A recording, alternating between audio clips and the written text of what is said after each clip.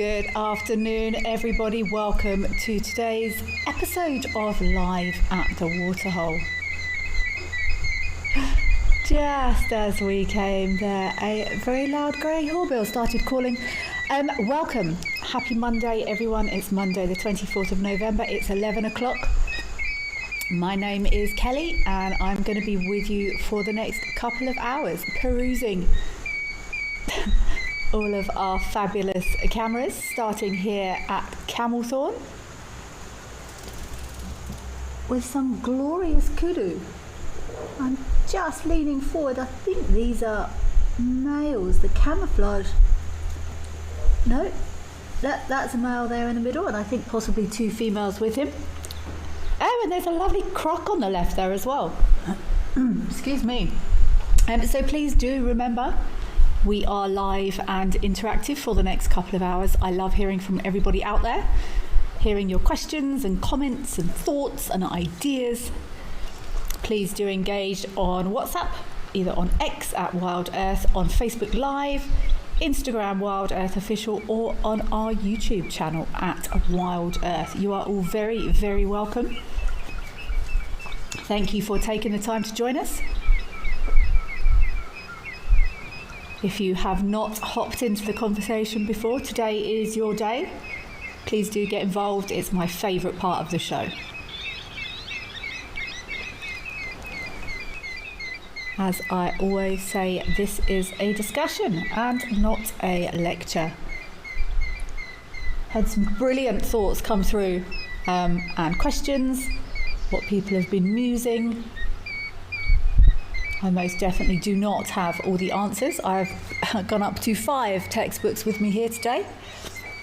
But I faithfully promise, if I don't know the answer to something, I will let you know if I am seeking outside information.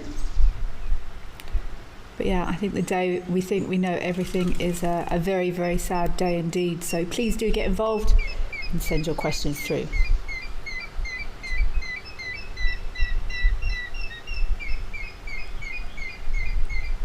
I am outside. You may get some ambient noise, but it's just there's too much going on at this time of year for me to do this from indoors, so I apologise for any external interruptions, but they will all be nature-based. Mercedes Bean, hello, thank you very much for being here. Mercedes Bean, greetings, Wild Earth crew and chatters. Happy Monday. Happy Monday to you too, Mercedes Bean. Hi, Mercedes Bean. Yes, it's lovely to be back. Thank you for joining us. Catherine, hi Kelly, and whoever else is in FC, thank you very much, Catherine. Hello to everyone there in FC. Thank you all so much for making the show possible, and of course all our Zoomies who do excellent work. I'm a huge fan when the Zoomies, if I have missed something, they sort of zoom in on the camera as if to say, did you see this? Which I find incredibly useful, so thank you and great work to all the Zoomies. Mr. Elemental, hello to you too. You're saying hello Kelly and Wild Earth crew from a stormy Albany in Western Australia. Thank you for joining us all the way from Australia, Mr. Elemental. You are all very, very welcome. Look at that kudu is watching that crocodile, hey? Oh, excuse me, I need to cough. Oh, excuse me, I hope that wasn't too loud. Penelope Kenyon, hello Penelope Kenyon. You are saying hello everyone at Live at the Waterholes. Such heavy rain there in KZN Coast yesterday. Still raining, many towns flooded. Oh, I'm sorry there's been flooding there, Penelope Kenyon. We have had a couple of fairly decent rain dumps here, but there is definitely more coming. Here in the Lowveld this time of year we tend to get a cycle of... Look at this kudu. Thank you, Zoomies. This kudu is supervising this crocodile quite closely. I think that kudu would probably be a bit too big for that crocodile, but still wouldn't want it grabbing a leg or something. I'm fairly sure she's gonna back off a little bit quite soon. But in this time of year, our seasonal rainfall normally gets really, really, really hot and threatens to rain for a few days, and then it breaks and then it builds again. But yeah, I'm sorry there's been so much flooding there. I'm going to leave this kudu supervising this crocodile quite closely and go across to Rosie's pan, and let's see what is happening here. Spas, you're asking how common are kudus here at Camelthorne? Happy Monday to you too, Spas. I haven't seen them here too often. Kudus do tend to like a sort of thicker riverine, sort of bushy, maybe not riverine, but sort of thick bush habitat. And here at the camera site, there's not too much thick cover, so maybe we see them less. They might be more prevalent up and sort of out of the view of the camera. Oh wow! Hi. That's a close up of a hippo. And look at those whiskers. Oh, he's had a bit of a battering there by the looks of it. As is from Ghana. Hi. Thank you for joining us from Ghana. I'm glad you're enjoying the bird chirps this morning. Yeah, they are mine. So if anyone gets confused and you hear a bird calling that is not supposed to be present in the camera that we are viewing, it's probably my fault. But I'm glad you're enjoying it, as is. I was saying earlier, I have a resident frog here, and he seems to get quite vocal about 11 the last couple of times. So we'll see if he joins in the show. Colleen from Bloemfontein. Good morning to you too, Colleen. What a great morning. Thank you very, very much for being here. You are most welcome.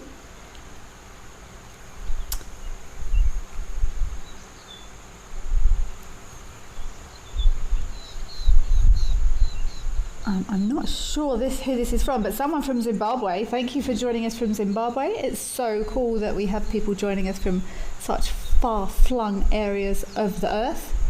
I'm glad you are loving nature there in Zimbabwe, and it's an absolute pleasure to be able to share it with you. Thank you for taking part. Oh, Penelope Kenyon, that's a very valid point. Possibly that crocodile is supervising her eggs.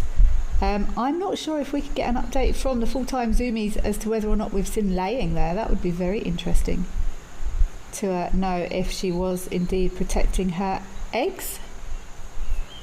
Ryan, beautiful question.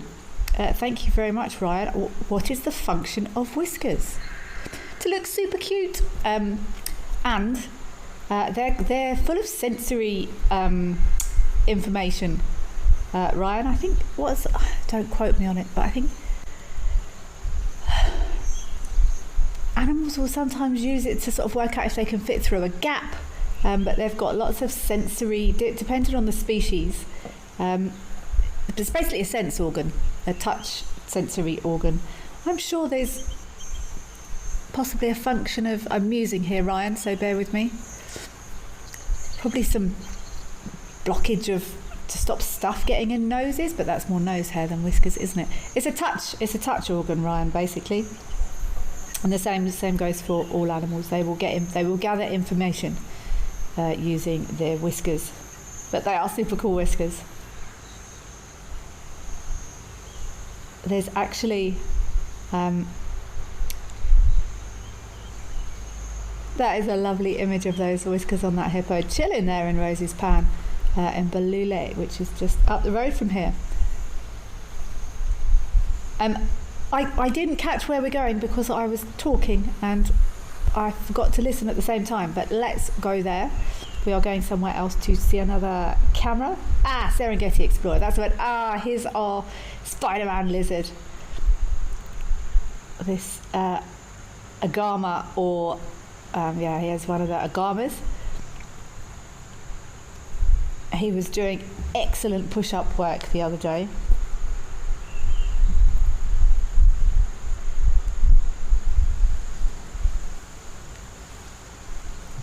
I think this is it begins with M.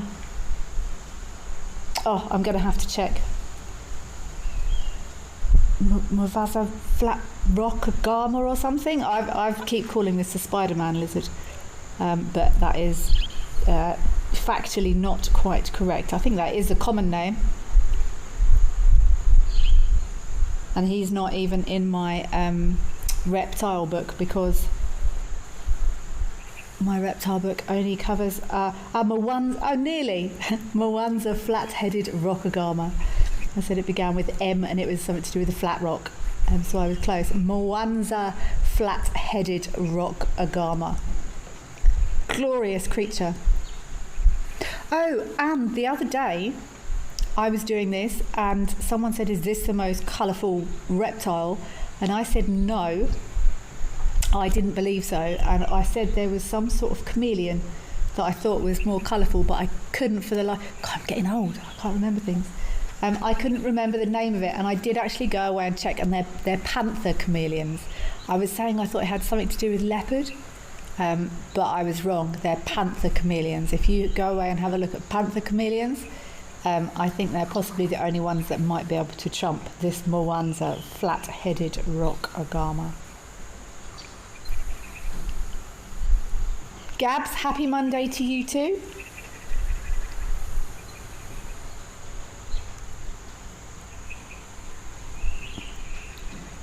Thank you very much for being here.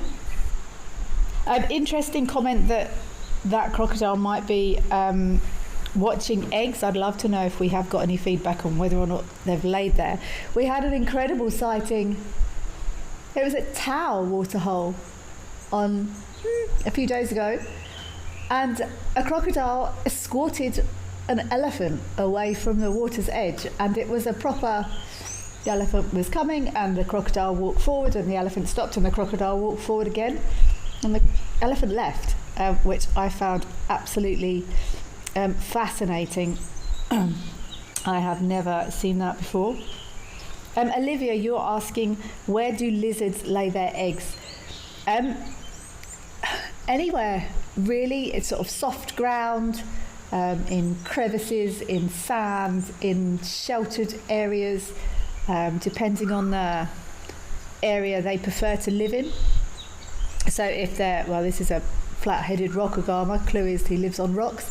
These lizards will find little crevices and places in rocks where they live to try and find nice safe locations for their eggs. Or if lizards or agamas are found more regularly in sandy areas, they'll make little burrows and things and lay their eggs in sand. He is really looking quite beautiful there on that rock. Let's see if I can commit that Mwanza flat-headed rock agama to memory. We did other questions we had when I was last here on Saturday that I said I was going to investigate further. We did not find any evidence of carmine bee-eaters accosting younger birds from other flocks and keeping them hostage for a few weeks. We did reach out to a few people. I haven't heard anything back on that. It could happen with some species where cooperative breeding is a thing, but we also couldn't find records of that in carmine bee-eaters. There was another statement that someone said mother hippos held their babies underwater till they were strong enough to breathe. I also couldn't find any records on that. But my favourite one was the question about whether or not animals could recognise themselves in mirrors. I didn't do as much background reading as I would have liked to on it, because it's a fascinating animal cognition, and emotion and understanding is my passion, and I can get lost for weeks in that sort of thing, and how it works and why it works and how we could tell. But I did find that some the test they did with some animals, some of the apes, dolphins, they did do a test where they would, and interestingly the information I found said, the information I found said Asian elephants, and they would do it by marking a point on their bodies and seeing if the animals used the mirror to view that non-viewable point on their bodies, like on their side or something where they couldn't naturally see. Here we go. This is a Tau waterhole over at where we saw this crocodile seeing off the elephant the other day. But yeah, it's believed that some species of animal do recognise themselves in mirrors. But yeah, lots of animals react to reflections in mirrors, but not so many seem to be able to recognise that has been that what they are looking at is actually themselves. Fascinating line of inquiries, though. Penelope Kenyon, you said that crocodile's been in the same place for 2 days or more. Ah, interesting. Thank you for that feedback. It could well be that she has laid eggs or is considering laying eggs. I would be interested to see how much she stood her ground when approached. But yeah, you don't want to mess with a mama crocodile on any day of the week. I think that's a little... What are you walking down there? Possibly a common moorhen?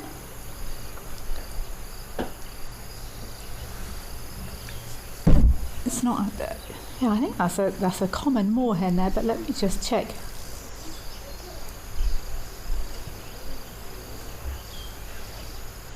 Yeah, I think that's a little common moorhen walking there, picking his way through the grass and the vegetation down there at the water's edge. See, this is when I think if zoomies stay somewhere, I think I might be missing something. And often when you look again, there's a big crocodile or something that you didn't originally see. Jive Bunny, hello Jive Bunny. Nice to hear from you. Good morning to you too. Greetings from a chilly UK. Yeah, I'm really sorry about that. I also watch the UK weather because that's where my old dad is, and yeah, it doesn't quite chilly. I was actually talking to a friend yesterday who's now based up on the west coast of Scotland. A gorgeous little cottage up there, but wow. That must get absolute. Oh, look! There's our. Oh, what's that on the right there? Now I made a mistake the other day. It was a different camera that was walking like a striated heron.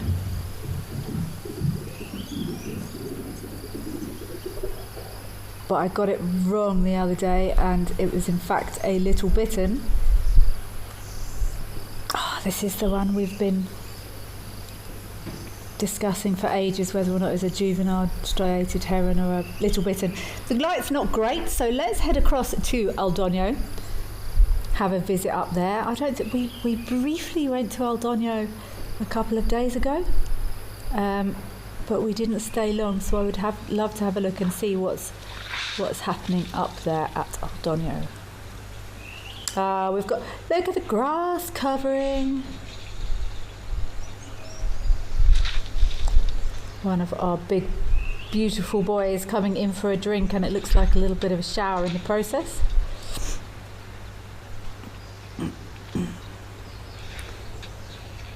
Excuse me. Have a drink.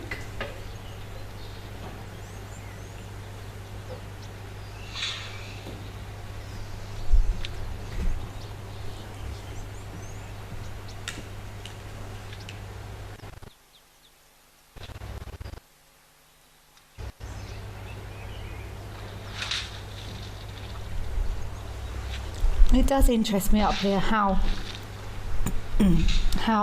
giraffes seem apparently a little bit more confident around this waterhole than we often see them in other areas, but I guess you've got to do what you've got to do.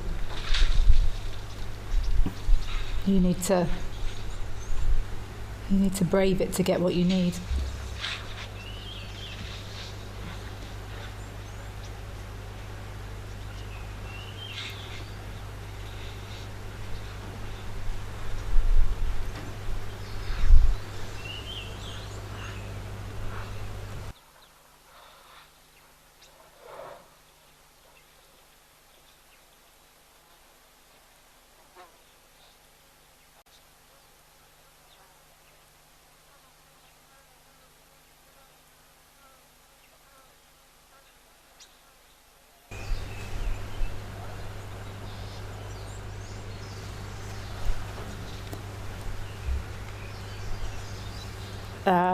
Now it's this guy's turn.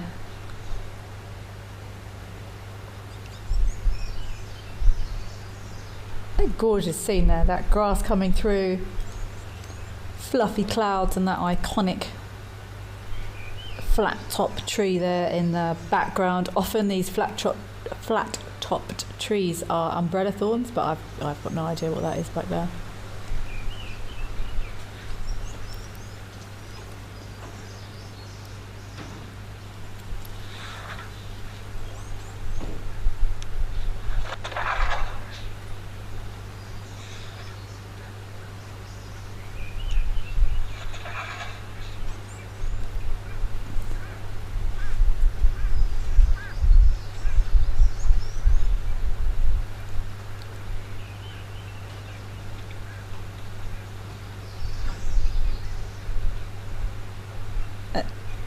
Oh, so you've waited a while now. Maybe this giraffe's thinking, oh, there's more coming. I'm gonna get down there before too many more. Oh no, he's not. Oh wow, look at the sight, the tusk, the sentence, Kelly. The difference in tusk size of this elephant on the right here that's just come in. That's interesting.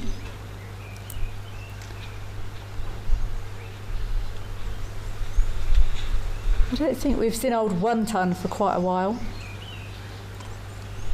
Jive Buddy saying, be brave, giraffe. Well, I don't know. It was a long time ago now, but a giraffe took a pretty decent hit off one of these. Oh no, he's lost his chance now. They're all here. A giraffe took a fairly hefty hit off one of these giraffes, so don't be too brave, giraffe. Belinda, you're asking, are giraffes the tallest animal in the world? I believe so, Belinda. From what I know, they are actually. I'm just trying to. I'm just trying to remember how tall that biggest elephant. I think as a rule, let's go yes, unless you get sort of a freak elephant or something. As far as I'm aware, yes.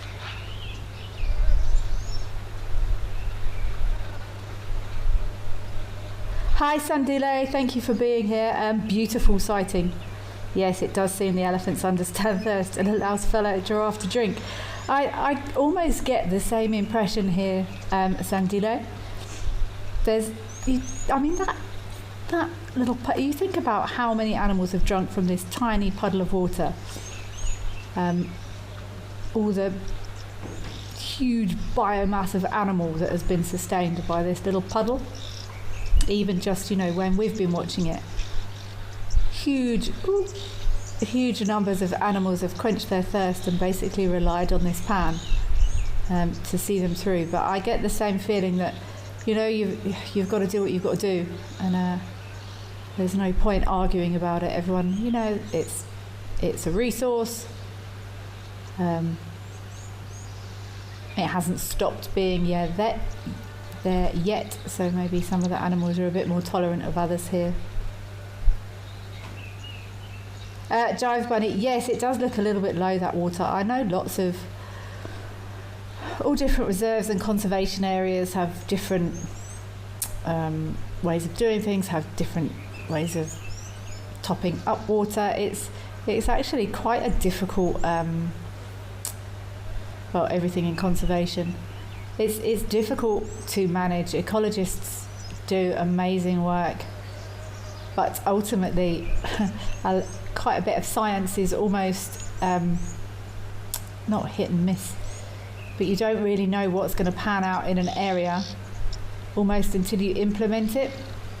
Science has a way of surprising us, and nature has a way of surprising us. So when you think you've got the most predictable results going, there's some sort of variable or factor that hasn't been considered. And sometimes ecologists make a mistake with water.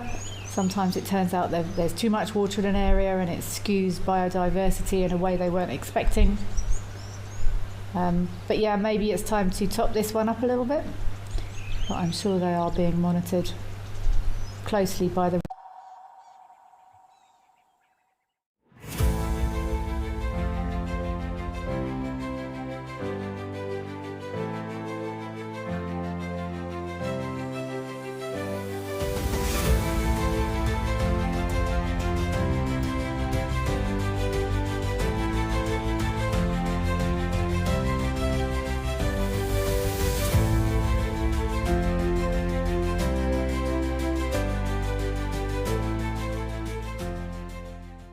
At Wild Earth, we believe every story has the power to create change. That's why we've launched the Wild Earth Impact Foundation, a non-profit dedicated to conservation and social impact. By showcasing conservation stories, we can change lives, protect nature, and empower communities. We have partnered with Empowers Africa to accept tax-deductible donations from US donors. Your donation will help fund critical programs that support our mission. Join us and be part of the change. My full name is Cedric Leslie Dold. I grew up mostly here in the Lowveld. I grew up here pretty much on the southern side of Kruger National Park, a place called Marlow Park, for most of my years. Something surprising about myself, I did play drums in a band for many years. Best sighting I've presented, we found Palumba and the two cubs, and the cubs are just way big. Join our expert guides at dawn for a live, immersive safari as the bush comes to life. Found ourselves a chameleon, and look how he's changed color. Every sunrise brings new discoveries. Pound for pound, a leopard is one of the strongest cats around. Ask questions, share your thoughts, and connect with nature, live and in real time. Great excitement, great happiness. Start your day with adventure. Out here, every moment counts. As a Wild Earth explorer, you won't miss a thing. Watch the Wild Earth channel ad-free 24/7 and rewind if you want to catch something again. Enjoy behind-the-scenes videos, fireside chats, and early access to travel offers. It's the best way to stay connected and be part of the Wild Earth family.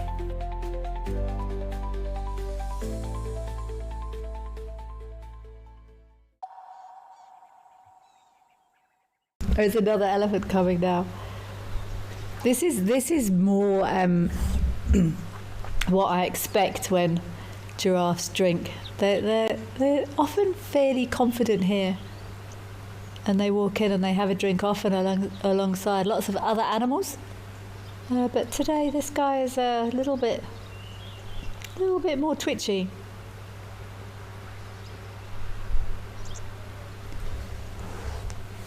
Look at all those ox peckers he's got there on him.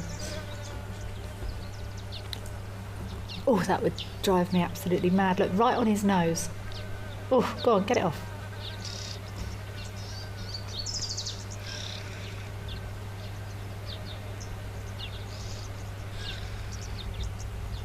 Is there another elephant going to come in there?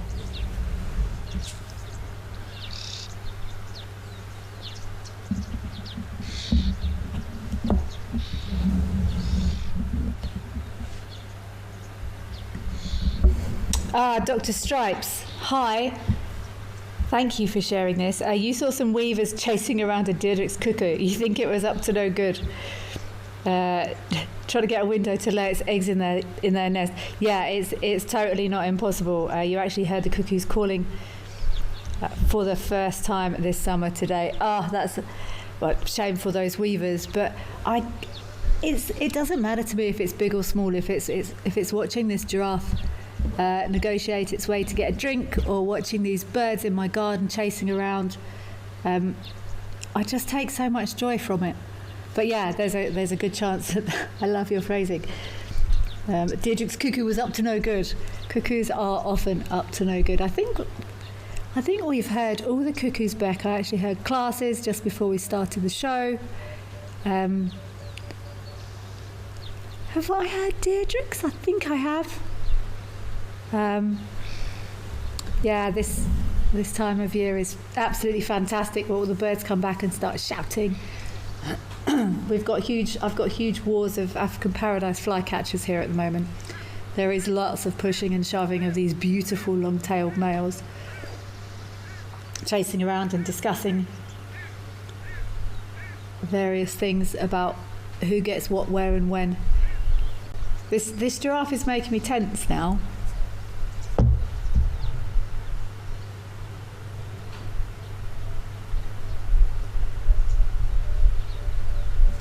Maybe if I stop talking.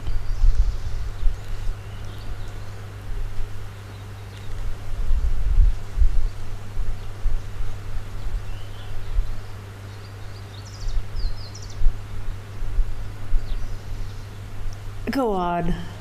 Quick, quick, quick, quick, quick, quick.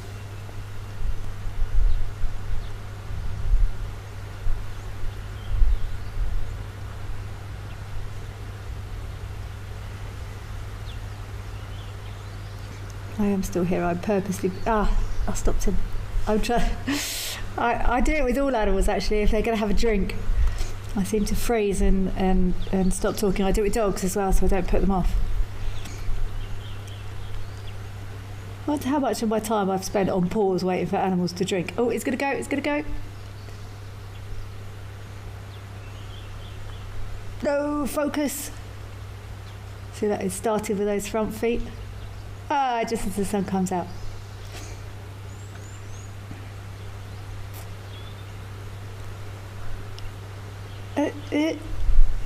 Go on.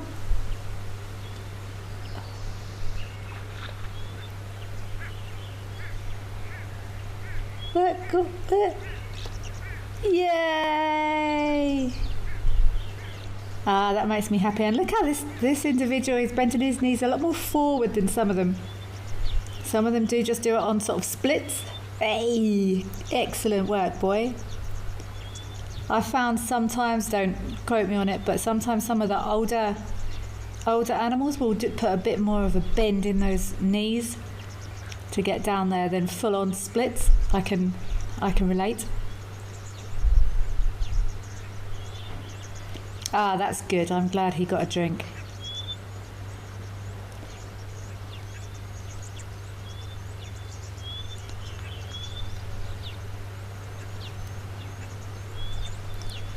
Go on, you're down there now, boy. You might as well have a nice long drink.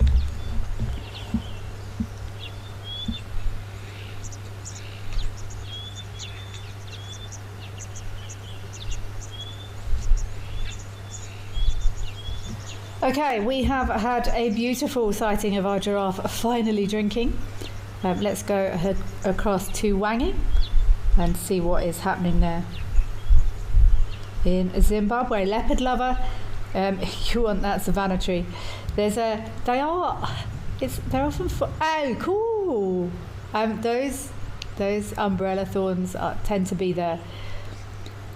I'm not sure what's the more. There's so many iconic African trees. I was going to say umbrella thorns are those iconic African trees, but there's so many. Baobabs. Oh no, that's sad. That is it looked like some marabou storks having a little bit of a sun tanning session there, but maybe we'll go back to them if we can get back to that camera. But yeah, there's so many iconic African trees. Leopard lover. I have been trying this year to grow some iconic African trees with not vast amounts of success. I've been trying to germinate some baobab seeds. Fail. My coral trees have been going very well. They're nice. Tree wisterias, I think I've managed to get like 2 or 3 seedlings up. But yeah, it's not going great. But so many iconic African trees that are so important to so many different biomes and ecological systems we have here.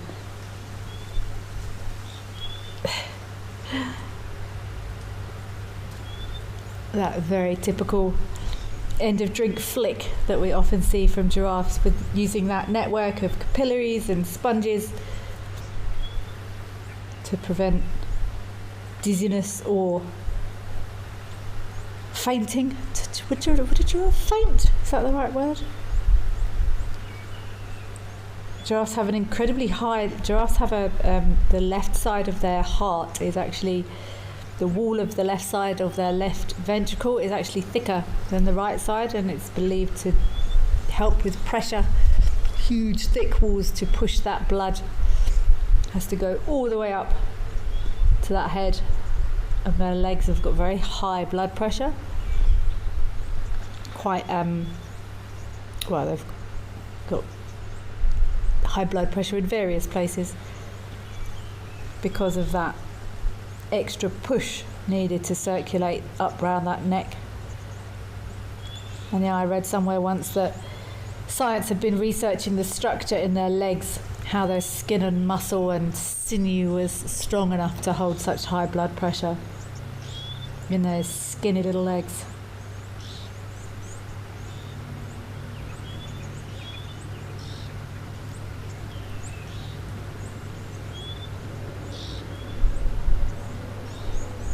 Leopard lover, you're asking about a water feature. It's just a little bird bath, really. It's a little, and like I said, if anyone out there does disagree with people installing a bird bath and giving birds water, I apologise for my morals, but I'm okay with it. It's just a little sort of birdie trough thing. And we do get visitors. We've actually had, especially this time of year, there's lots of nice birds been visiting, and we get a porcupine that comes at night for a little drinky drink. It's exactly the same as these cameras. Well, it's not exactly the same as these cameras because you see lions and stuff, but we sometimes get visits from giraffe, and yeah, I'm okay with giving these birds a little bit of help sometime. Let's go across to Lentoro. We had a very interesting sighting there the other day with some vervet monkeys. I would love to see if we can't get an update. There was some very interesting behaviour going on with a young vervet monkey that was a bit confusing. Catherine, you've got an indoor baobab, your little piece of Africa. This is the other day. This is, see, I'm doubting myself again. This is a little bitten. No, wait, I'm going to check again. Yeah, this is a little bitten. Come on, come in focus, show me.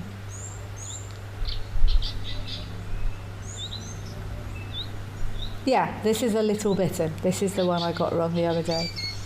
Because we don't actually see them particularly often. They're quite unusual to see. But Catherine, I'm glad you've got a baobab, an indoor baobab. I've been trying. Did you germinate it, Catherine? Because I can't get my seeds to germinate. They've got very, very hard outer casings. They've got sort of like foamy stuff around it, but under there is very, very hard casings, like it's almost like stone. And one set of seeds I tried filing it with sandpaper, and the other set of seeds I tried cutting it with a razor blade just to give it a little bit of an out. And I've planted 12, 6 and 6, and I can't get any of them to do anything, which is a bit annoying. But I do have them in like a seed compost. Lots of places do say try them rather in river sand, but I've got 4 marula seeds as well that I also have not managed to grow. Lovely views of this bittern in here. They're actually very pretty birds, these bitterns.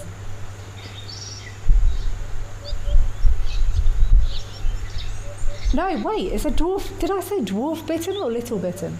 I meant dwarf bittern. My bad, I apologise.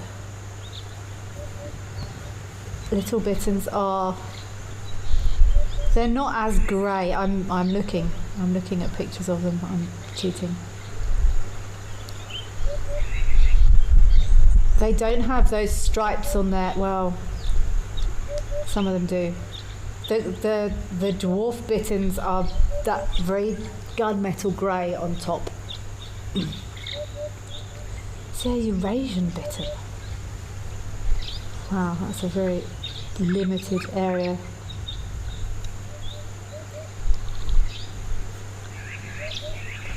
I'm actually just going to quickly check what other bitterns there are. I'm almost convinced this is a dwarf bittern, but I'm just going to check this in my book, this other that has bigger ranges on it.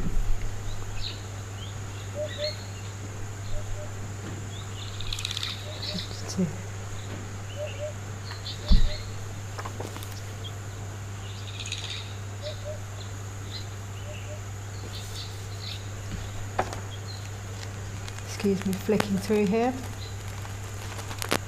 Oh wow.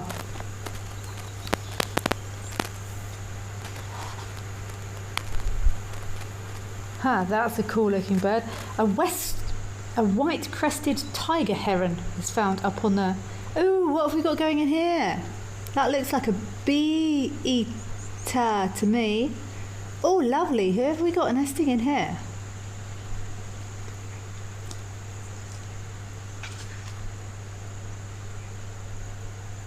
Can anyone confirm, are we at the same place where we see those carmines?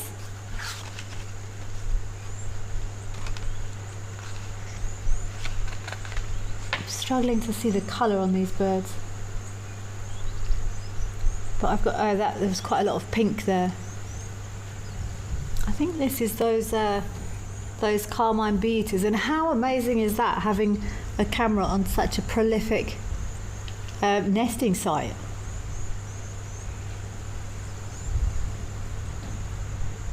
That is thunder, if anyone can hear that. It's bright sunshine and it's thunder. These bee eaters known for nesting in these sandy banks, in rivers, often returning to these same nest sites year after year.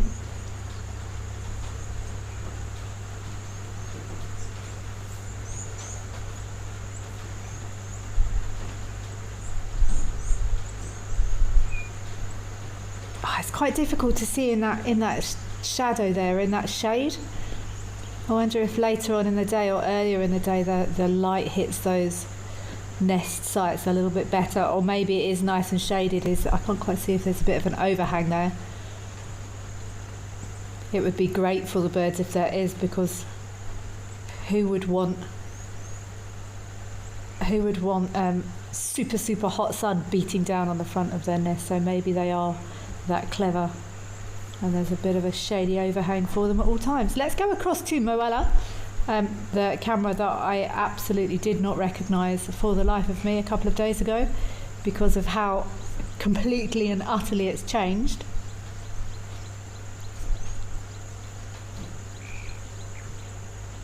Lovely to have a camera on these beautiful bee eaters nesting though.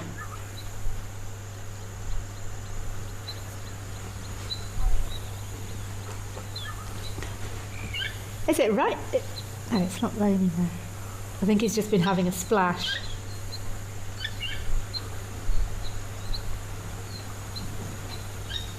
Oh wow, Catherine, you said you got your little sapling 30 years ago, your baobab. That is incredible. Wow, Catherine, well done.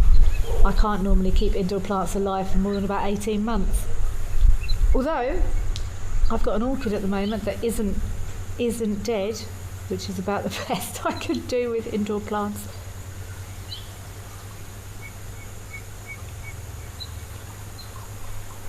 Oh, apple pie and morning coffee getting ready for American Thanksgiving turkey dinner. It is, it's around Thanksgiving in the States. Happy Thanksgiving to everyone from that other side across over there. Have a delightful holiday season. And Jive Bunny, you love bee eaters. I also love bee eaters. They're so pretty. I really enjoy the little bee eaters, those amazing iconic photographs where they're all snuggled up on a branch or something on those chilly winter mornings.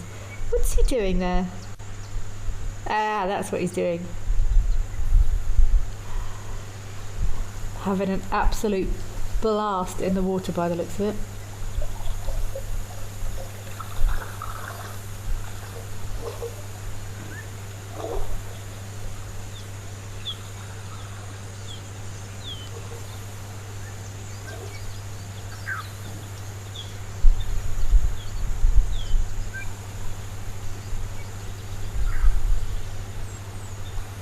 Yeah, he's been having a good splash. Look, I wonder if he's been using his trunk to get it right over his back and his shoulders there.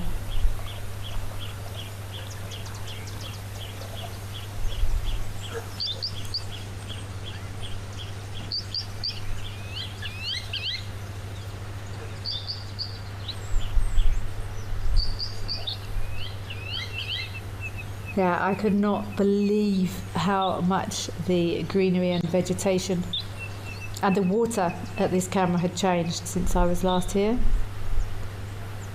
It's trying to get right in there. It's too small, boy.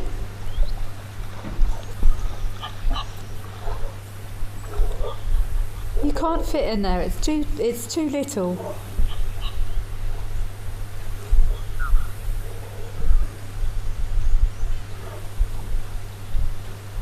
Wild at heart? Are you joking? There was a caracal, white-tailed mongoose, elephants, and a leopard on Lentoro cameras last night. Wow. That is crazy, and you know which one of those is my favourite, and I'm most saddened that I didn't see Wild at Heart. It's caracal. I've been yearning to see a caracal for some time now, and we missed one in the park by 15 seconds a while back when the grass was still long. Apparently it was a caracal and a kitten just across the road. I've only ever had... He looks cross that he can't get in there. I've only ever had maybe 5 caracal sightings ever.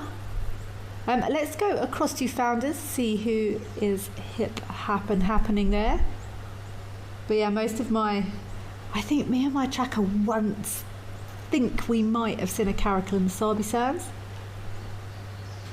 But my caracal sightings have been in Madikwe from Tau. There was a relaxed caracal that used to hang around not too far from the lodge, actually.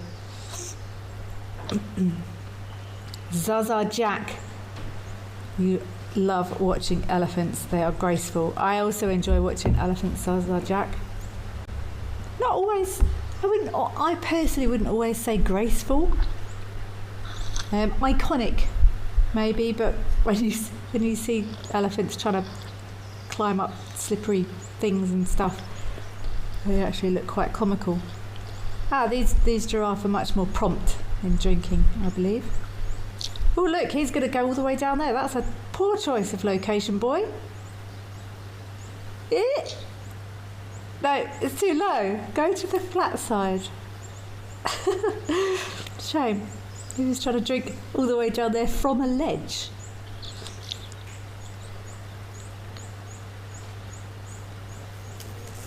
Ooh, something just landed on me. Okay, it was a beetle. I should probably start being a bit more careful sitting on this sofa. I have seen 3 enormous parabusis scorpions here in the last week or so, so I'm a little bit nature touch sensitive when things land on me. I'm a little bit squeamish at the moment. That's a lovely... Don't try there again. Go to the side.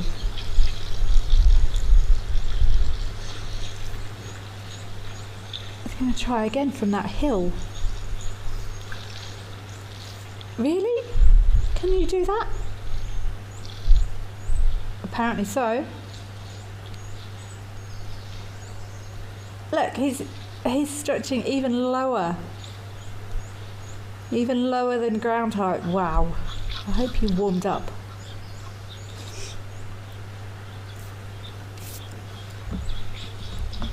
Impressive.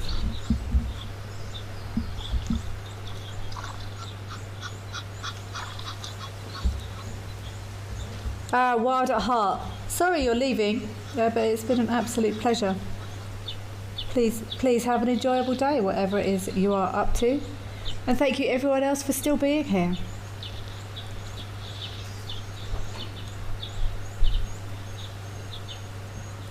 Lovely blue skies here at Founders.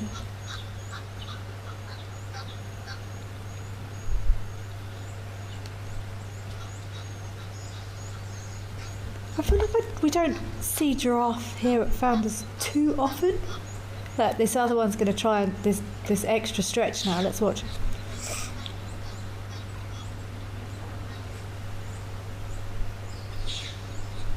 That looked tricky. Go around the other side.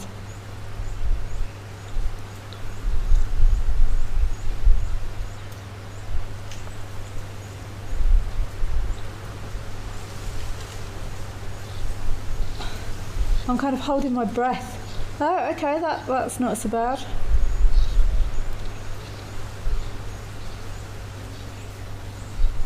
Yeah, I would have gone to the slightly lower incline, I think, if I was them.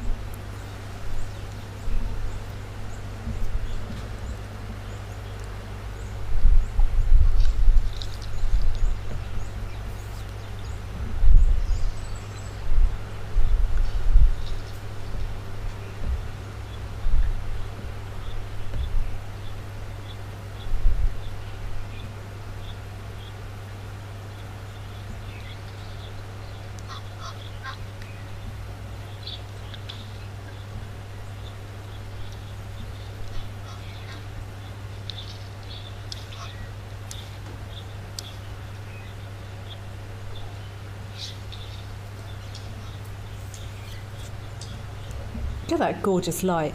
It wasn't till I moved here and started attempting really badly to take photos and also guiding photographers that I realised just how crucial light was. And the other thing I learnt a lot about, well, many things, but the thing I started taking more notice of as well is grass. Before I moved to Africa, grass was, you didn't really give it too much thought. It was just grass. But when I learnt about it and realised, you know, how many different types of grass there were and how different they were and how they had different nutrient levels and how they behaved in different ways depending on usage and substrate and all these different things. I used to just think grass was just, you know, something you occasionally sat on and had a picnic. But if anyone is out there at the moment and you're if you're not just looking at your lawn and your garden next time you're out and about, actually really look at grass and you will see how many different types there are. If they are flowering, because grass is basically flower, they have inflorescence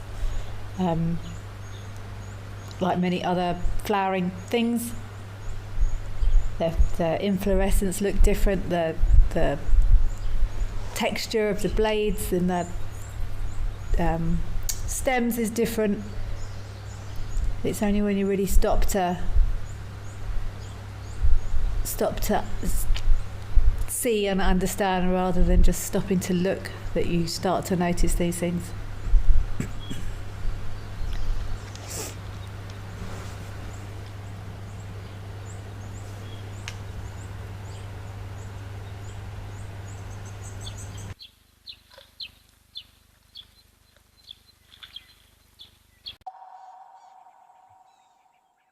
Join me at Mabula Private Game Reserve from 6 to 11 May 2026 for a 5-night private safari for just 6 guests. Just incredibly exciting. Enjoy guided walks, take part in rhino conservation efforts, and explore Mabula's beautiful landscapes from open plains to rocky hills, alive with birds, animals, and vibrant plant life.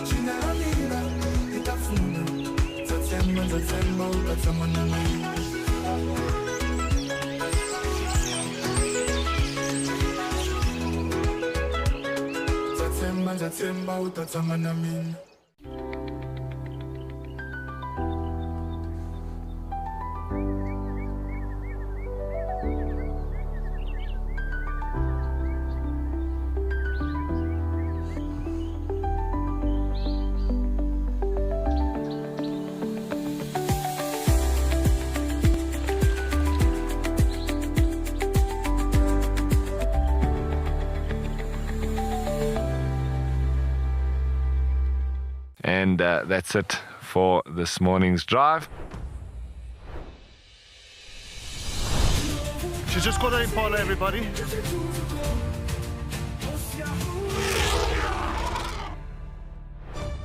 And we're going to be heading out and seeing what animals we can find.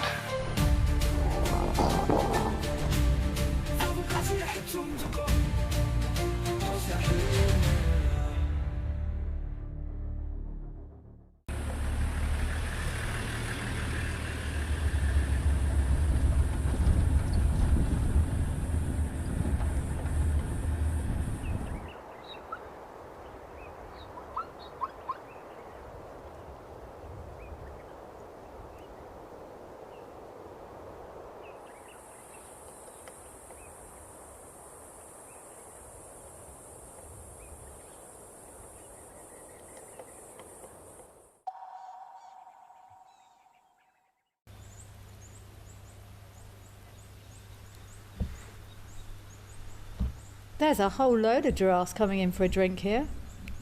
Well, it almost looks like... Oh, and what's that in the background? There's something else in the background. It looks like they've got a procession coming through.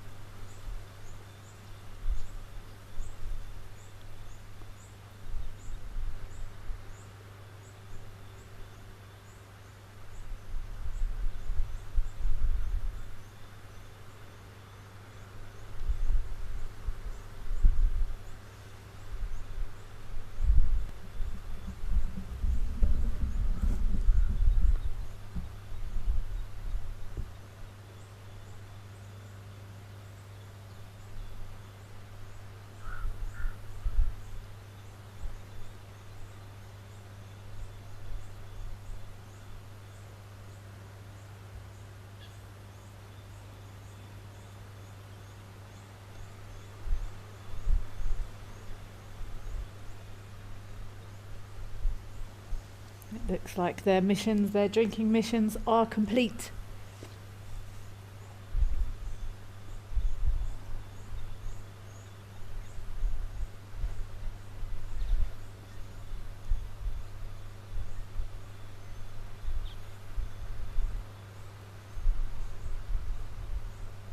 Ola, yes, I agree. Those clouds are indeed cinematic. And look, it's not quite still. Oh, there was something just bubbling up there. I love it when the waters are really, really still and you get those gorgeous reflections of those clouds on the water as well. Who needs AI? Which I'm not going to lie, I'm really struggling with at the moment. Everything you see is I'm starting to doubt and second guess everything. Oh, what's that? Did we have baby geese here? I can't remember.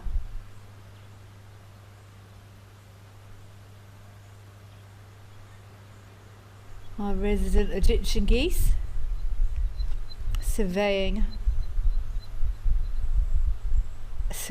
Oh, what have they seen? I feel like we keep getting looked at today.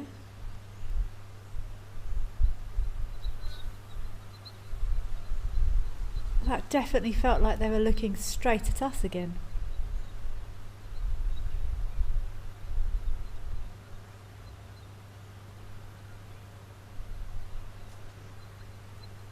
Ollie Verge. Hello, Ollie Verge. You are saying good afternoon, FC, and to me, nice to see you here as always, Kelly. Thank you. It's nice to be here, and hope to see you some awesome sightings today. You've been listening, but haven't had the chance to say hi. Hi. Thank you for saying hi, Ollie Verge. And anyone else that is listening, if you do have safe hands free, please do hop in. Join the party, join the show. It's about everyone else that is out there.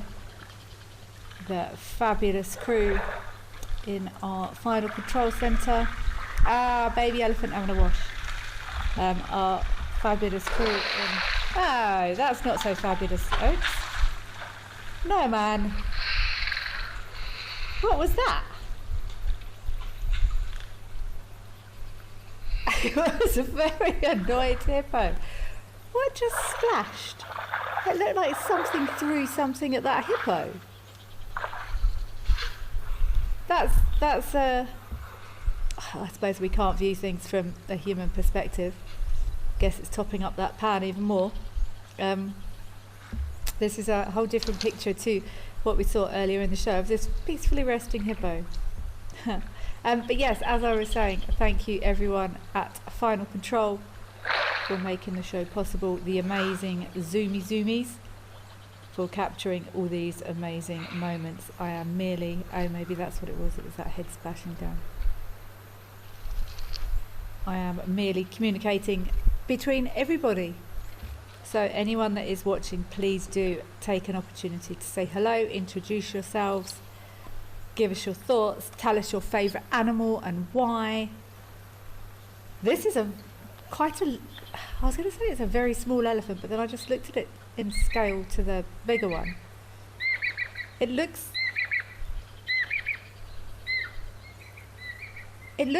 like, I can hear a Jacobin's cuckoo calling here. It looks skinny, and that seems a funny thing to say, but that looks like a skinny elephant, which often suggests to me that it's a very young baby. It hasn't had time to put on fat and muscle yet.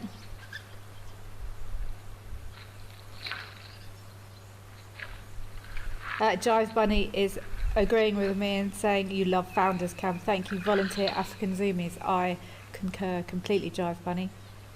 Huge thank you to all the Zoomies that do such amazing work. I feel your excitement, Zoomies. It's the first thing I do every morning. I wake up in the morning and have a cup of coffee and check and see who's visited my cameras overnight.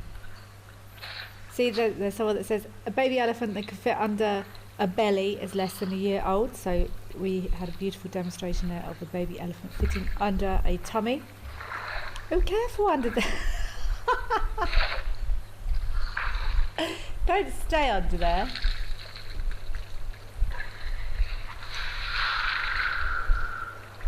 How cute is that?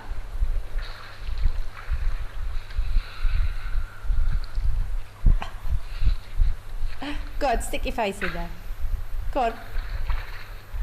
Yeah, get down there. Yeah, this is a young one. Don't shove your little sibling. I was confused. I first looked at the size of it against that other sub-adult on the right there. But yeah, this is a skinny little wobbly little elephant. Oh, cute man. Koala John, gorgeous spot. It is indeed.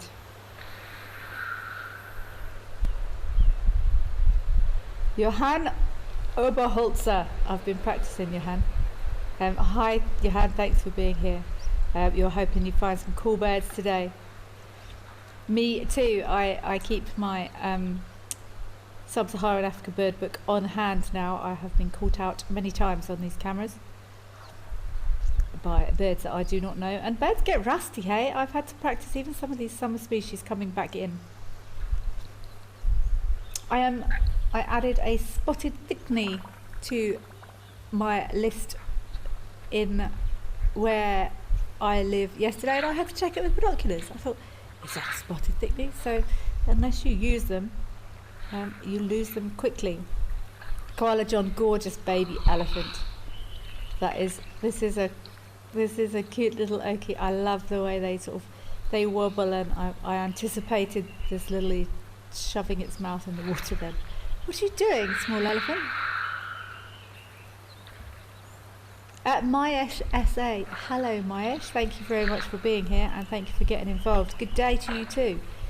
Baby elephant. It's so little and so cute. Yes, this is a very small one.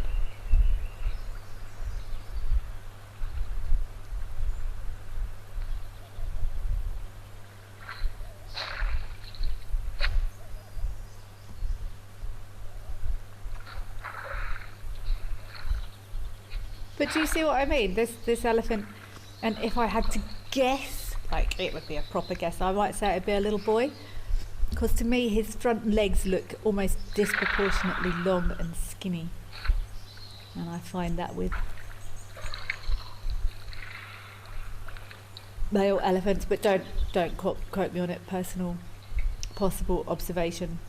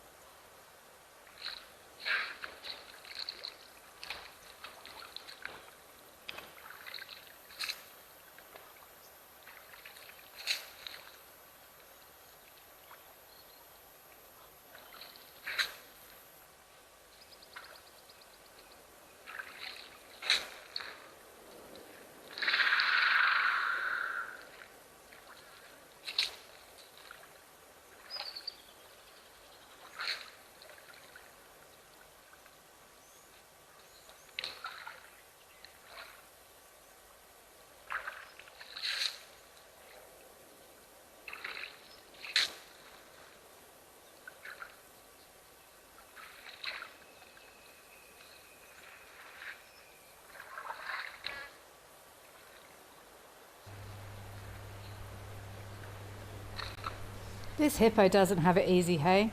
Well, although he did earlier. Where was I think it was the Serendella hippo. He often got a rough deal of it being thrown out of his pond by buffalo and elephants and all sorts he used to get chased around by. But the hippo's time of plenty is coming. Look at him eyeing them. Have you gone yet?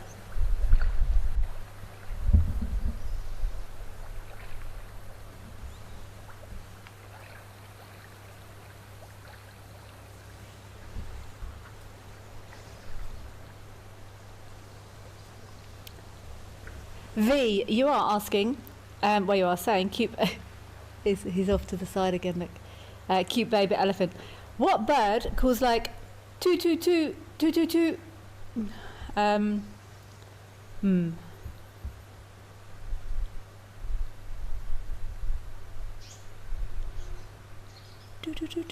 There could be lots, V.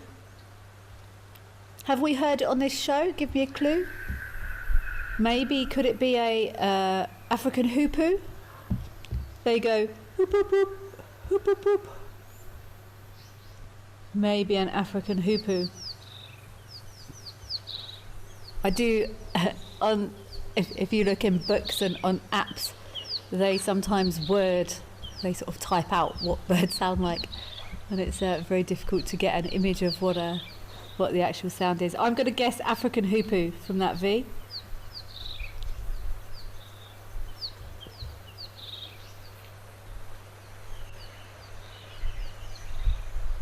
Hello, Nomzamo. Hello, Nomzamo. You're watching from Gurbaha, I think, is that pronunciation. I apologise if that is wrong. Your favourite animal is a crocodile because it's a family totem animal in Sutu tradition and culture.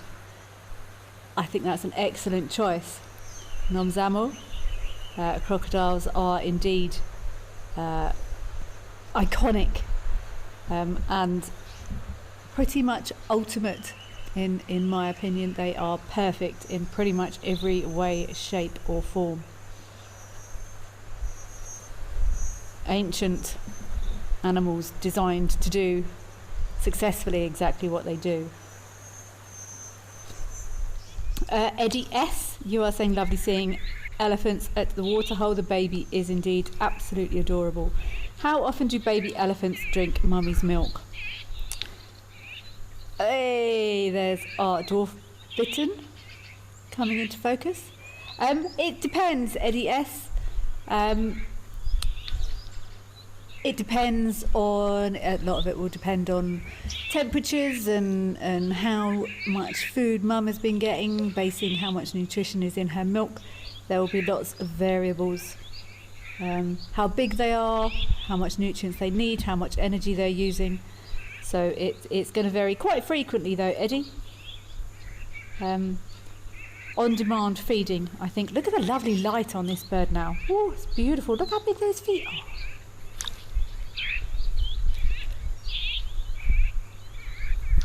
See, it does make me panic a bit when we get such beautiful images of birds. It makes me a little bit paranoid that I've got them wrong. Johann Oberholzer, there's your cool bird. Wow, good gripping. Oh, delicious. Look at that. What have you got? Good stuff. Jive Bunny Roses is another lovely place near the Lady Camp, also for wildlife visits. Yes, there's all of the cameras. There's such a variety. And who was it that said earlier that last night here at this camera there was caracal, white-tailed mongoose and leopard?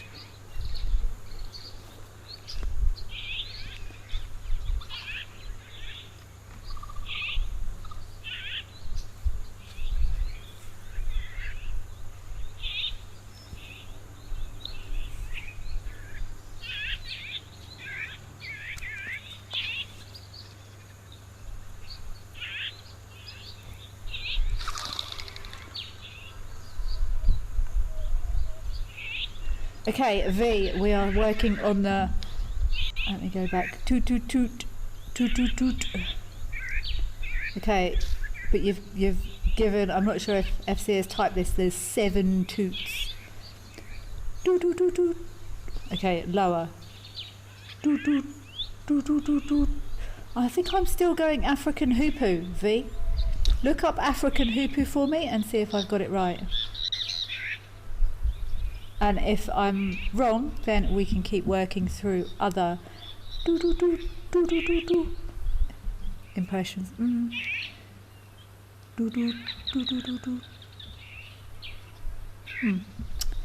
V, check African hoopoo for me and tell me if that's right, and if not, we shall continue.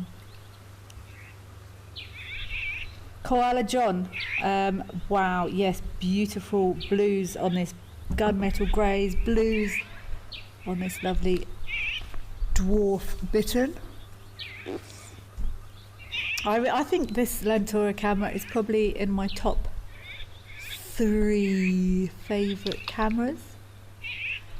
I really enjoyed the Black Eagle of a Rose eagle story that panned out and ended beautifully. That made me smile.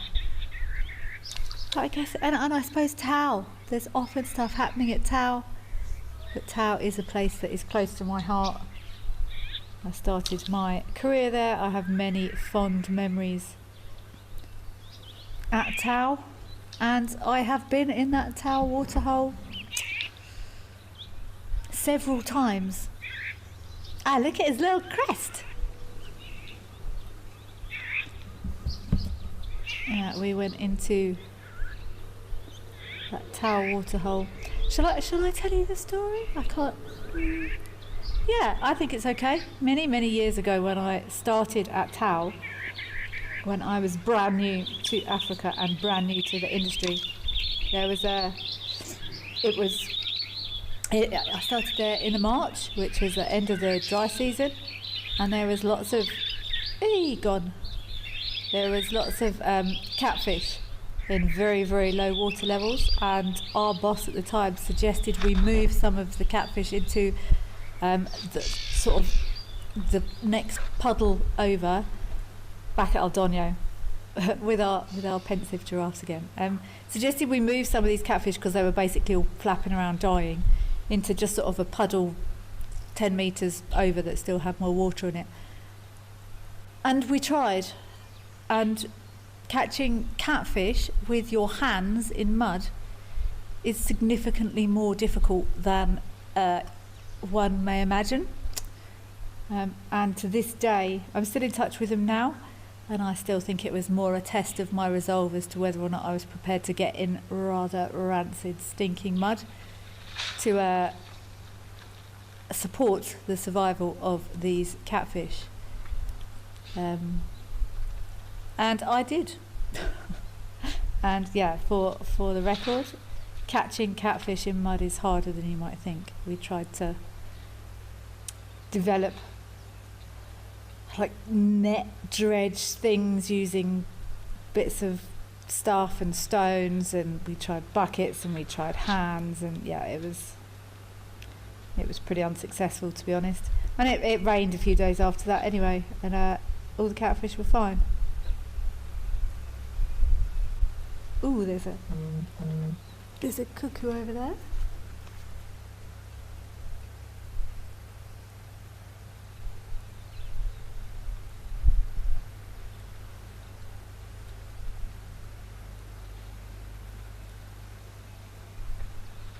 Oh, who was it was saying that earlier that there was a Deirdre's cuckoo that looked like it was up to no good? I think it's a Levalence cuckoo here that's looking pretty shady as well. I wonder if they are laying eggs in other birds' nests. I'm not sure if this is the same giraffe that was trying to get a drink here earlier at Aldonio.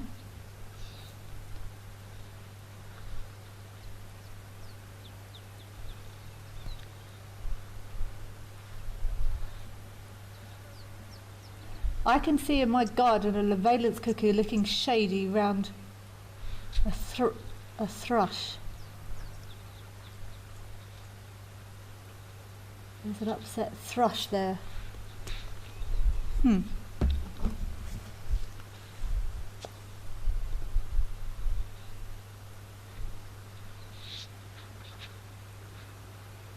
Sarah, UK. Morning, Sarah, UK. Sorry about your weather there. Yes, that lovely dwarf bittern, gorgeous contrasting colours in that lovely light there at Lantoro. I'm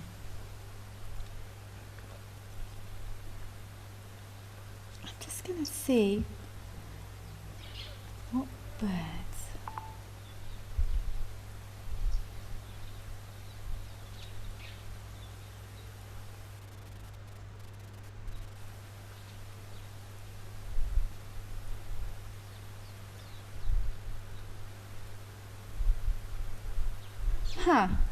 I don't have the valence cuckoo on my bird list for in here. Let's add that immediately.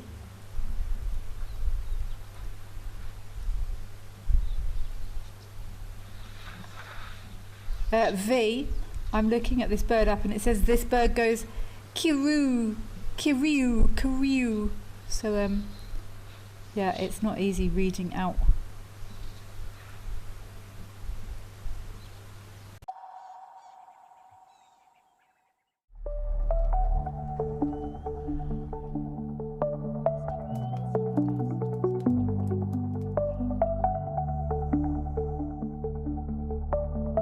Let's go and take a look. See you out there.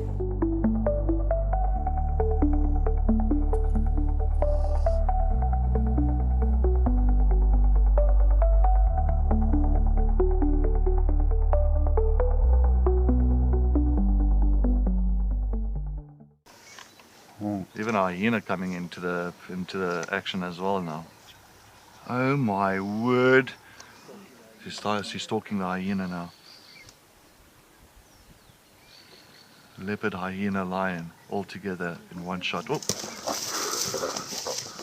Whoa. This is action-packed.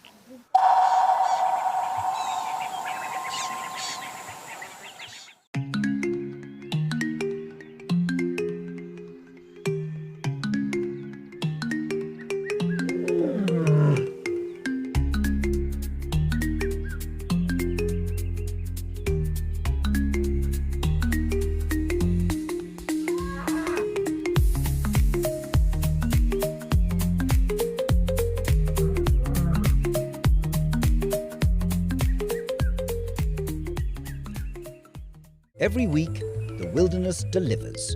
And that's why we're here. Drama, chaos, crimes, humour. All moments you'll never forget.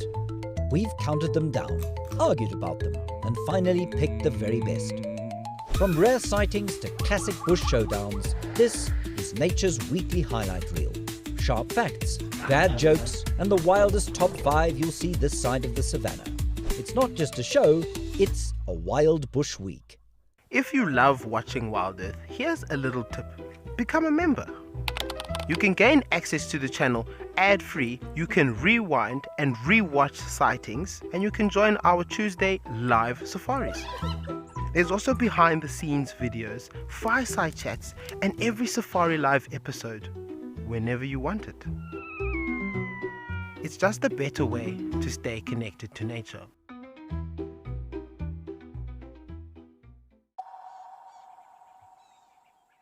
Bull's got very recognisable tusks.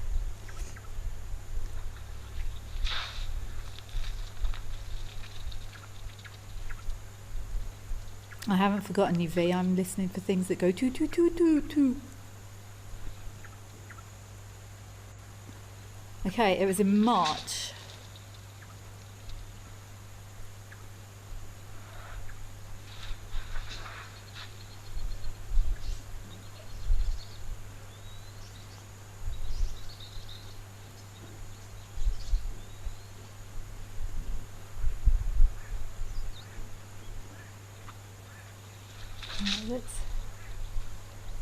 Sorry everyone, I'm just having a quick check here to see if we think this might be... No, this elephant is... Ooh, I don't know actually.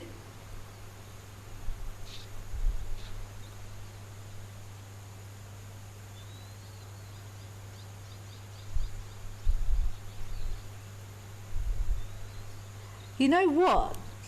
I think you might be right.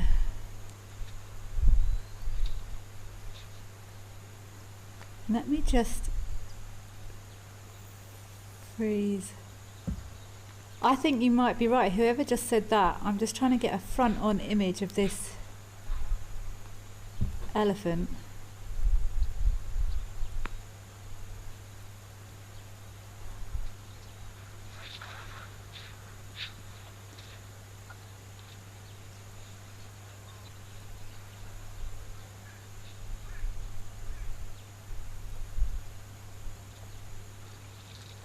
Sorry, I'm just trying to freeze frame this clip to... Unless FC could find me an easier freeze framed clip of this.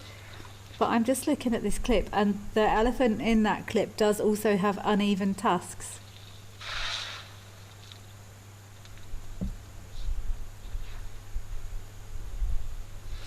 No wonder those, if that's the case, no wonder those other two giraffes. That's what I want to find out. So if anyone can find me that clip so I don't have to try and do it and talk to you at the same time, because that's not very good manners. Find me a freeze frame clip while we do have this elephant on the screen here.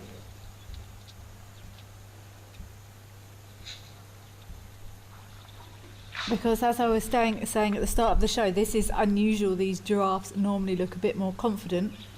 And I would be curious from a behaviour, emotionality, remembering type of perspective.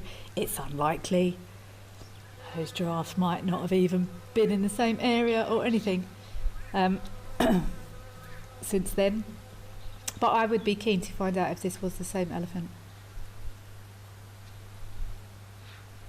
Very clearly uneven tusks though. So yeah, if anyone could find that clip for me and take a nice frontal screenshot and send it through to us, that would be super helpful. Catherine, okay, this is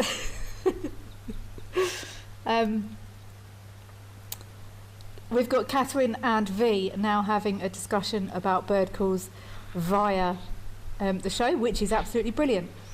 Okay, V, I'm going to do an impression of a Deirdre's cuckoo. I don't think I've had a Deirdre's cuckoo calling today here, but basically it says its name. It goes dear dear dear dear dear dear dear dear dear dear dear Deirdre's.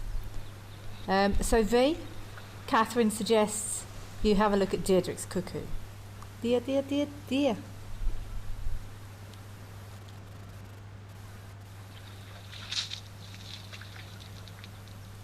Yeah, bird calls are difficult.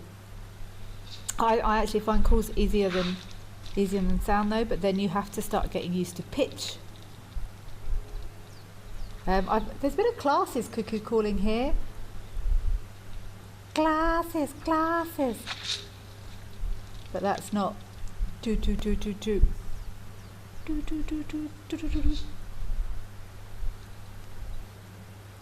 maybe I should stop doing that.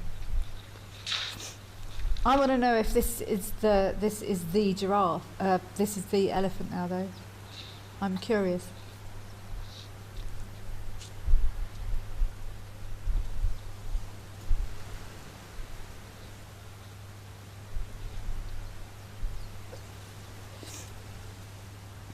Julian Thomas.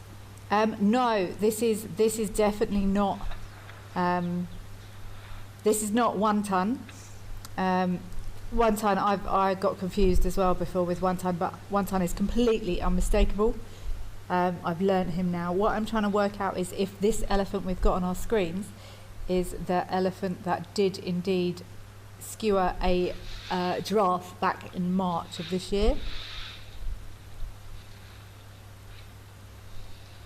Because I'm interested to know if there is any chance that that could have had any impact at all on why that male giraffe was taking so long to drink this morning. Probably not even slightly relevant.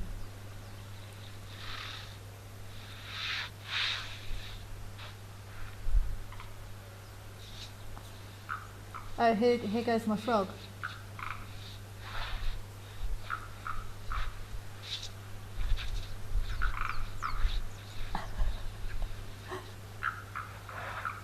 He's late today. I don't even know where he's living.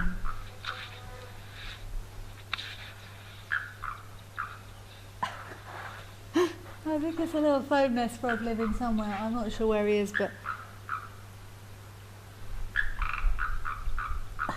I've heard him calling about lunchtime last few days now. Hello, welcome to the show, Froggy Frog.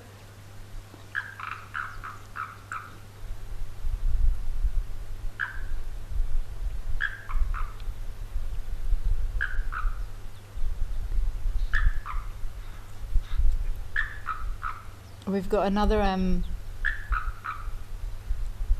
look, there's a front on photo. He's also got quite definitive ear notches.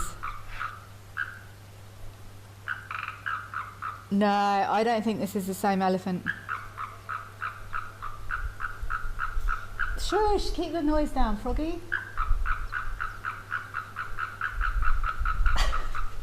Sorry, everyone.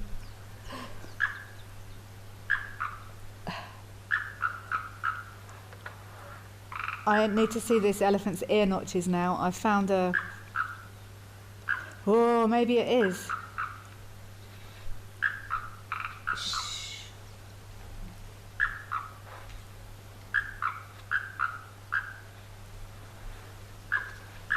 I need to see this.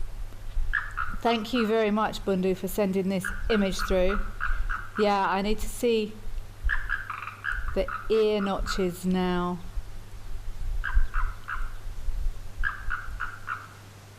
Sorry about the frog, everyone. But he's definitely very welcome here to help with the bugs and the insects at night. He's very welcome to stay. I'm just waiting for this elephant to face us again. I want to look at the ear notches on that left-hand side. We've got another frog that lives here as well, and we've called him Chuck because he has survived several run-ins. Several run-ins with his sort of make lots of noise before we cut the grass, and he invariably hops out the way, but he only just escaped a nighttime stepping on incident a while ago. So we've decided he's the Chuck Norris of the frog world. Chuck Norris, if you're listening. If you're listening, you're always listening because you're Chuck Norris. Yeah, sorry, I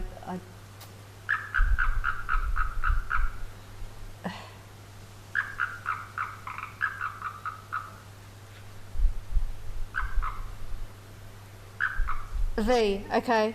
Deirdre's is also wrong. Longer twos, okay. I'm glad you are enjoying our participation while we work out if this elephant was the giraffe incident elephant. Okay, the longer twos. V, you're saying there's longer twos, so there's 7 long twos. There's some sort of maths joke in there somewhere that I don't know what it is. Sorry about the frog. He's chatty today. So I'm back on Wednesday. We must remember the time. It's 12:30. I won't be asking my frog to leave the area. He's very welcome here, so we will see if he joins us every day. Oh, I can't see this elephant's ears. I want to see I need to see him face on. I'm looking at what will be his right or our left ear. I just took a picture. There's a very distinctive little notch at the bottom there. Come on, put your ears out.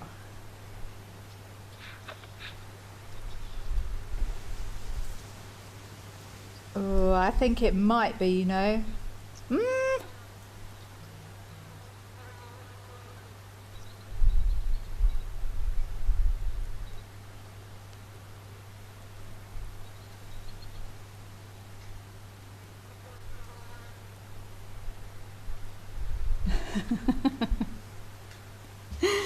Joy, funny. I'm glad you see. He's gone quiet now. He just sort of has a little chat about lunchtime. I'm not sure who he's talking to, but he's gone quiet again now. I'm glad you're falling in love with my little frog. Yeah, he's very chatty about lunchtime. I don't really hear him at night. It just seems to be a little lunchtime conversation with someone. But I'm glad you're enjoying him. I apologise for the disturbance, but nature comes first. I don't know if this is the same elephant still. It's not impossible, but I'm trying to get a gauge on those ears. Yeah, I think it is the same elephant. He's almost got a notch on that left ear. It sort of goes over and then cuts in a bit and then drops down. And then there's another little notch. Yeah, I think this is the same elephant that was involved in that incident. Don't completely quote me on it though. But the reason I'm so interested in working it out, and it might be completely and utterly irrelevant, is because I'm not sure if you remember at the start of the show there was a giraffe here that was really tentative about drinking. If that is in any way relevant. Not that, I think the story of that giraffe went round all the giraffes and all the giraffes went, oh, mind that elephant with the special notches in his ear and the uneven tusks. It doesn't really work like that. But maybe this specific elephant is more readable by giraffes, that they may not be welcome. I don't know. Wild speculation. I want to know what V's bird is now though. It's annoying me.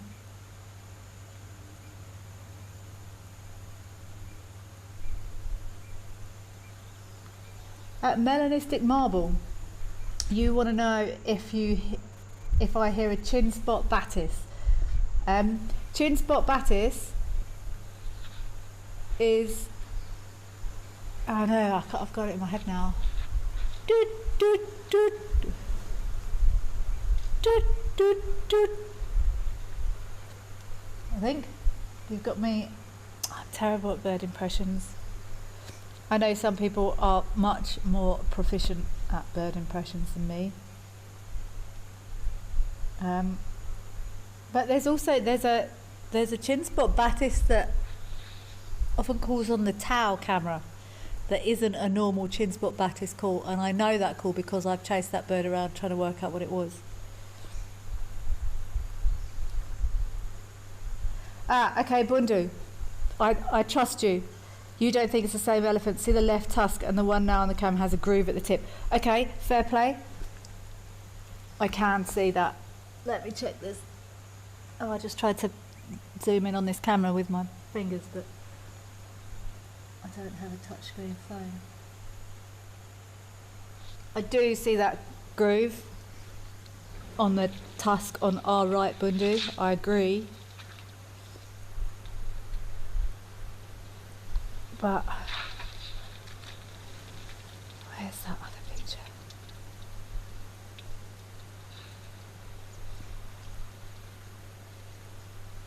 Who knows? I was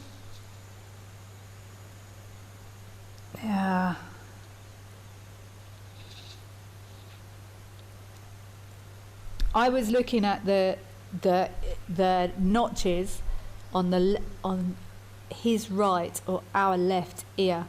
And that notch, see that sort of L shape there, is what I was looking at.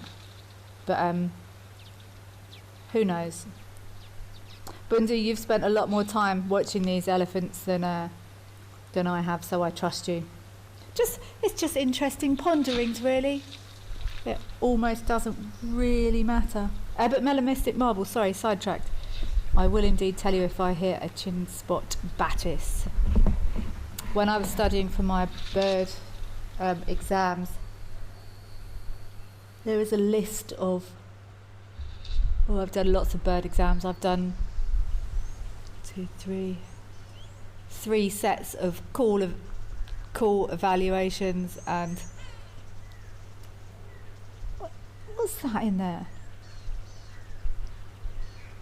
Huh, I've never noticed that coming out of that like that. Across at Meadow, that almost looks like a bucket with a pipe coming out of it.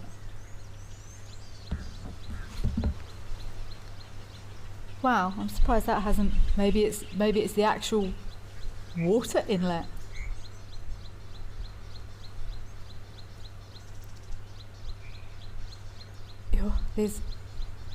Some of these boys have got fairly battered tusks. Yeah, when I did birding exams, there was, I think there were 6 formal, different regional sections.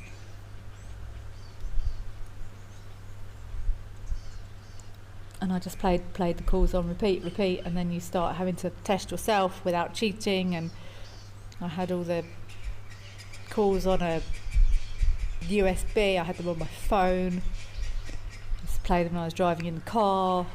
I had to put them on random shuffle. And then I had to test myself on.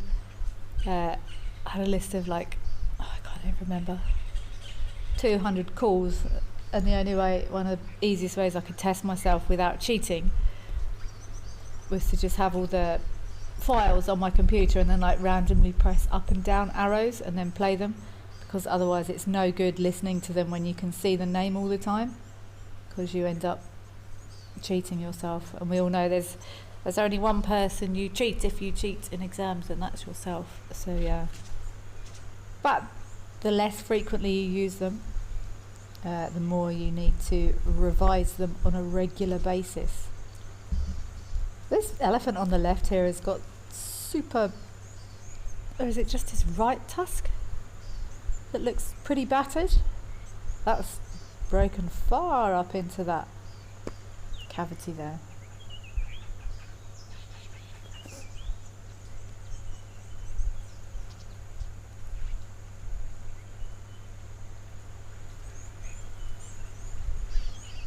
Jive Bunny,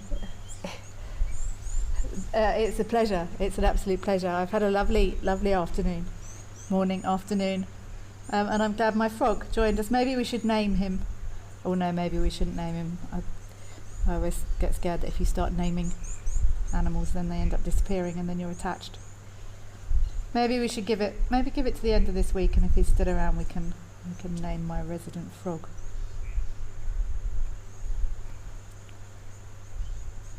Julian Thomas, it is, you're saying it must be hard learning bird calls as a guide in South Africa. So many more options than in Northwest Europe.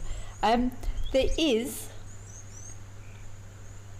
but I've personally found bird calls easier than birds by sight. And that was our African paradise flycatcher, if anyone's interested. I find sound easier than sight, but it's repetition. It's just repetition, but you've got to want it. I actually found it easier than like tree and plant scientific names or taxonomical names. I found and do still find very, very difficult, because I find it difficult to pair them to anything unless you want to start learning, which I do not, unless you've got a basic grasp of Latin, so you can start learning that Zera means water and various other sections of Latin name. Then you can start working out that it's a water hairy long plant or whatever it is. I always found it difficult to relate back to things. But birds, they often say with bird calls, until you start getting to the difficult ones, we make up lots of what's that? Oh, it's baby geese. I couldn't work out what that was. Ah, look at those. Wow, are they the baby geese?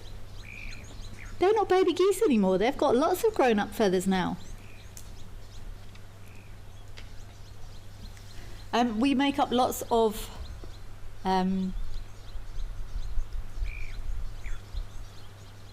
not acronyms, lots of phrases to go with bird calls. Like chin spot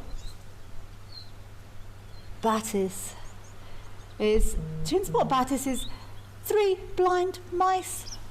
There we go, my brain is kicking back in again now. So melanistic marble, if you hear a bird going 3 blind mice, that's your chin spot battis.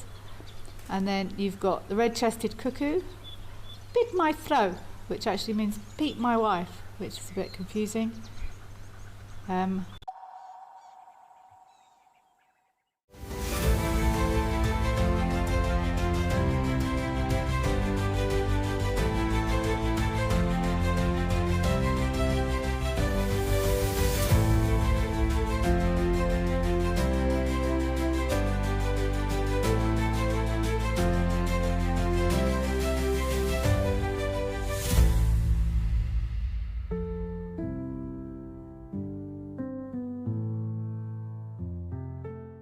The Wild Earth Impact Foundation is a non-profit that uses the power of wildlife storytelling as a force for good.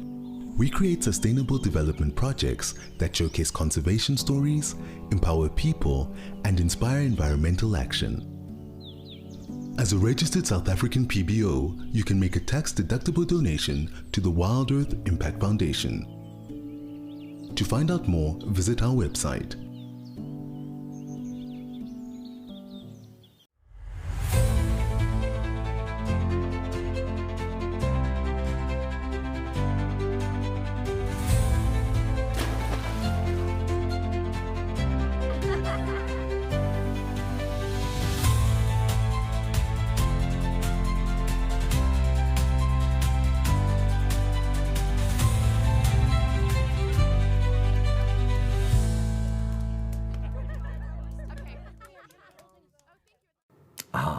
The bush, full of beauty, wonder, and absolute chaos.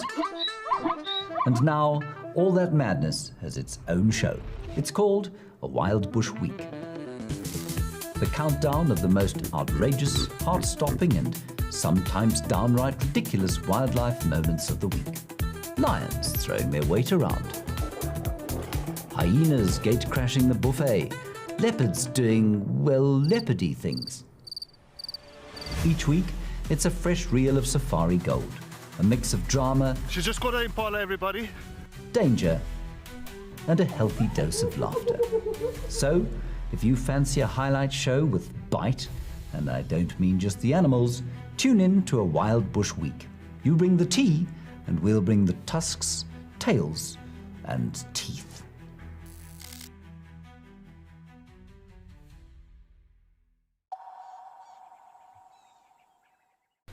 Mr. Elemental.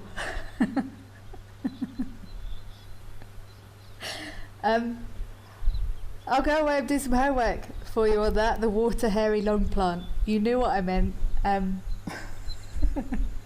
should keep my mouth shut more, shouldn't I? But that's often what the breakdown of a scientific name is related to. Normally something to do with its environment, something to do with its physical features. Something to do with its habitat, and that's often what a breakdown of the Latin name is. But yeah, I'll do some more research on the water hairy long plant, please. Yeah, I talk too much. Nathan, this is a sensible question. Let's go back to that. Do I think molting is painful for birds? No, I do not. It would be a foolish... Oh, what have you got? It would be a foolish implementation by nature if doing something so regularly was so incredibly painful. I think they just sort of loosen, almost if you... Probably not even as bad as like wobbly tooth. Something along those lines maybe, but don't quote me on it. But not when it starts wobbling and then you end up pulling it and then it starts bleeding and then it's sore. I think, or molting hair when your hair falls out. Similar sort of thing, I would have thought. Mr. Elemental, you made me laugh. Water hairy long plant. I'm going to double check and see what Zera means. I'm sure it's got something to do with water. Xerophyta. I think Xerophyta is water loving. Let's check. I'm cheating.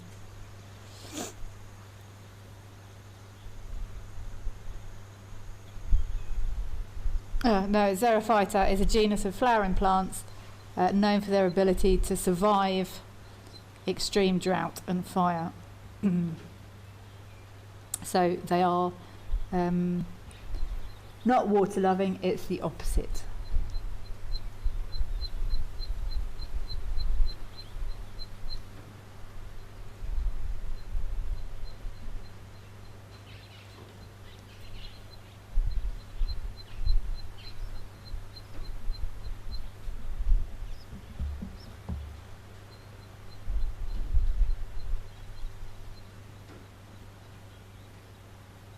I do definitely wish I'd spent more time learning and practicing and committing lots of the, or all of the scientific names or taxonomic names of everything when I first started learning.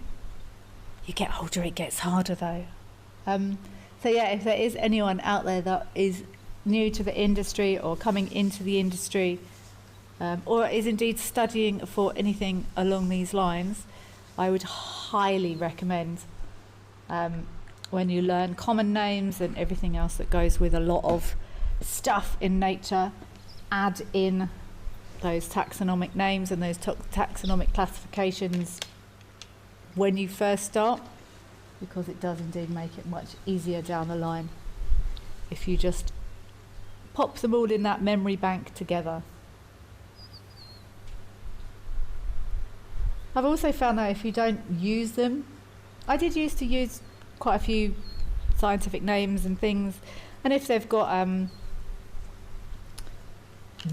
cool meanings behind them, like a battalier. Have I got a battalier? The classification or the scientific name for a battalier is Pterosopius ecudatus, I believe. Which means colourful face and short tail, I think. So, yeah, that is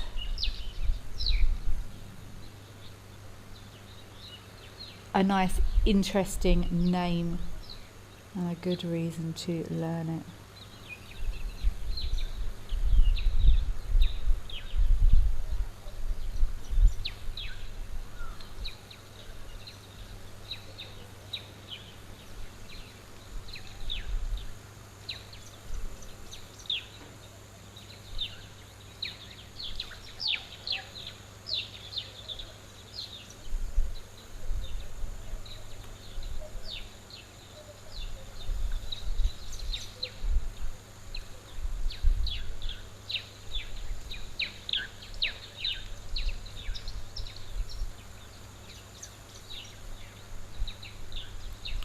Recycled teenager, you are asking, how did the Hardidars get their name?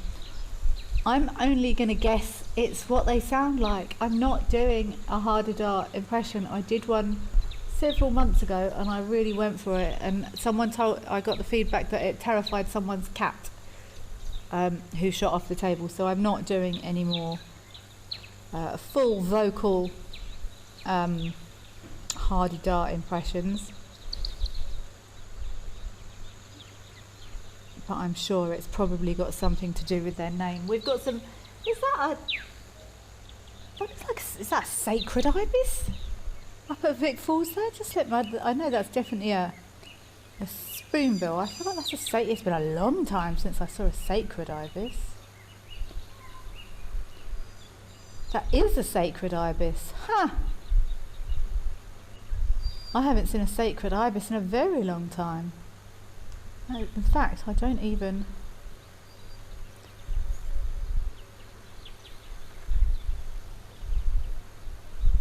I don't even know if I've got a sacred ibis on my life list. Oh, I do. Gorgeous birds up here at. Oh, spoonbill's gone. up at Victoria Falls, the smoke that thunders.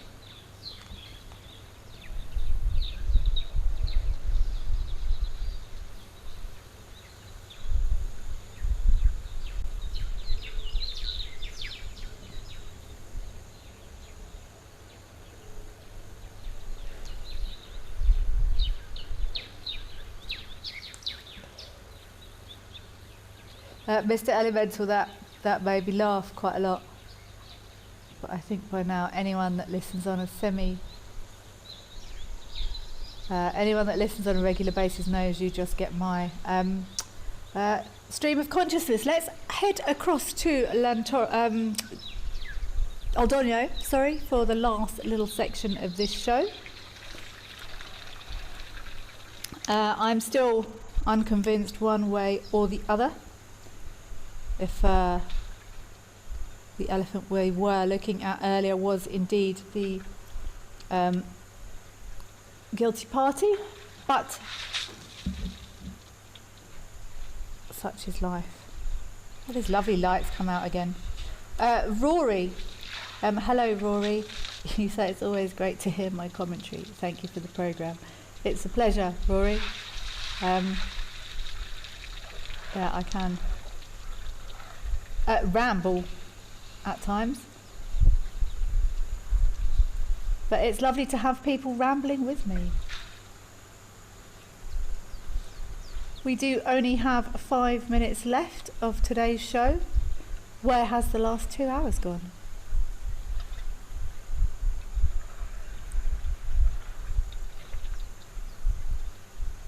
I think my favourite today was that bittern at Lentoro. Gorgeous light on that bittern.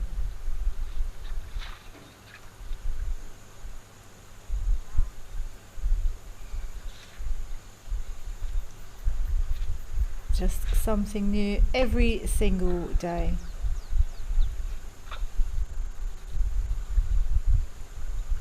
But I think I will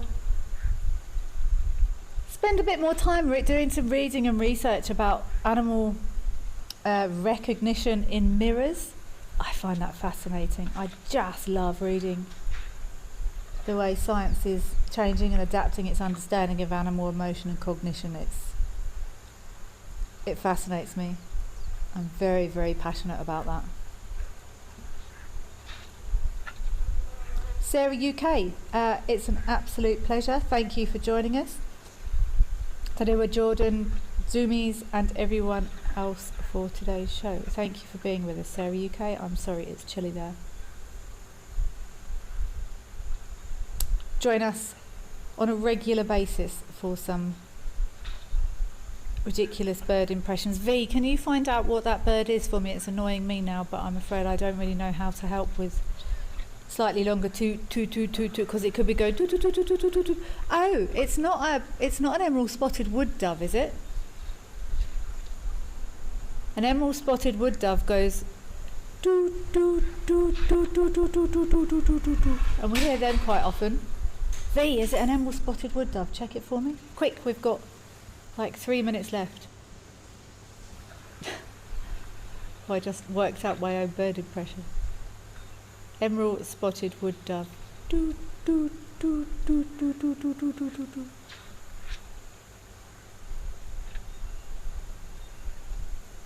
Yeah, so join us. I am actually not here tomorrow. I am going somewhere and I'm going to take myself on a little game drive through the Kruger Park on the way home, I've decided. But I should be back, technology, etc. allowing, on Wednesday. You can get an update about everything I did or did not see in the park. It has to be a passion, it's a real way of life. I literally have to drive, it's sort of an hour and a half away if you don't go in the park, or it'll be like 6 hours probably if I go through the park, and I'm going to opt for the 6 hour option because I love it. That anticipation, that not knowing what might be around the corner.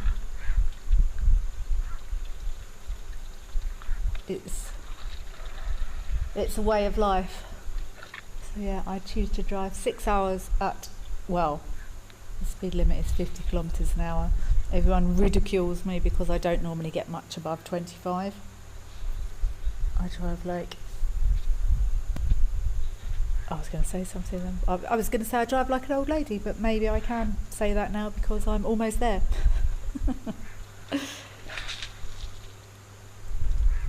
So yeah, V, please, quickly let us know, is that an emerald spotted wood dove that you've been hearing?